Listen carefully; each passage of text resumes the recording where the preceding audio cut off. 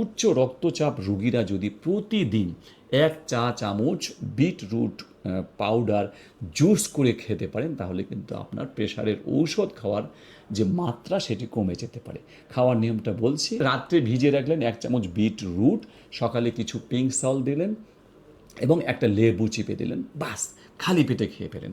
তো যেটা বলছিলাম, অনেকে বলে যে খালি পেটে আমার এটা খেলে অ্যাসিডিটি হবে, আমার তো হাইপার অ্যাসিডিটি বেশি। না, আসলে এই যে অ্যাসকর্বিক অ্যাসিড বা আমাদের লেবুতে যে অ্যাসিড থাকে, এটা হচ্ছে অর্গানিক অ্যাসিড। আর আমাদের যে পেটের যে অ্যাসিড হাইড্রোক্লোরিক অ্যাসিড, এটা হচ্ছে ইনঅর্গানিক অ্যাসিড। দুটো কিন্তু রাত দিন তফাৎ, দুটোর সঙ্গে কোনো সংযোগ নেই। সুতরাং খালি পেটে যদি আপনি লেবুর এই জুস খান, অ্যাসিডিটি তো বাড়বেই না, বরং আপনার যদি আলসার থাকে, ঘা থাকে পেটে, সেটাও হিলিং হয়ে যাবে। সুতরাং সকল উচ্চ রক্তচাপ রোগীরা প্রতিদিন সারা জীবন যদি আপনি 1 চামচ করে বিট রুটের পাউডার খেতে পারেন, আপনার জন্য খুবই সাহায্যকারী। শুধু প্রেশার কমাবে তা নয়, রক্তনালীগুলোকে প্রসারিত করবে, কারণ বিট রুটে থাকে নাইট্রেট।